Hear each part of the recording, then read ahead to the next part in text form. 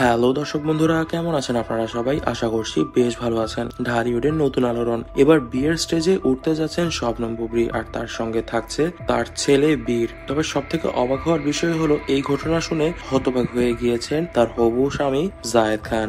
বুবলির ঘোষণা, বীর থাকবে আমার সাথেই। সম্প্রতি এক ঘনিষ্ঠ সূত্র থেকে জানা গিয়েছে, বুবলি স্পষ্ট জানিয়ে দিয়েছেন তিনি যদি আবার বিয়ে করেন তবে বীরকেও তার সঙ্গে নিয়ে যাবেন বিয়ের স্টেজে। এমনকি তিনি আরো যোগ করেন, যে মানুষ আমাকে এবং আমার ছেলেকে স্বীকার করবে তার সঙ্গে আমি জীবন কাটাবো। এই ঘটনা শোনার সঙ্গে সঙ্গে জায়েদ খান চমকে গিয়েছেন। তিনি নাকি ঘনিষ্ঠ মহলে বলেছেন, আমি জানতাম না বুবলি এত বড় সিদ্ধান্ত নিতে চলেছে। অর্থাৎ বুবলি যে বিয়ের স্টেজেও বীরকে নিয়ে আসবে এই বিষয়ে জায়েদ খান জানতেন না। তিনি এই বিষয়ে জানতেন যে বীরকে নিয়ে বিয়ের পরবর্তীতে সকল ধরনের দায়িত্ব জায়েদের কাঁধেই পড়বে, তবে তিনি এটি বুঝতে পারেনি যে বিয়ের স্টেজেও বীর চলে আসবে। তবে জায়েদ খান বলতে চাইছেন যে বীরকে এভাবে আনা ঠিক হবে না, কারণ সে এখনো খুবই কম বয়সী একজন ছেলে শিশু। মানুষজন যদি দুটি কথা বলে বসে তাহলে সে কিন্তু সেটা মেনে নিতে পারবে না। তবে বুবলি কিন্তু এক কথাই অনড়, তিনি যা বলে দিন তাই করবেন। অর্থাৎ বীরকে নিয়েই তিনি স্টেজে উঠবেন, মানুষ যা বলার তাই বলবে, তাতে তার কিছু যায় আসে না। তবে শাকিব খান কিন্তু এই বিষয়ে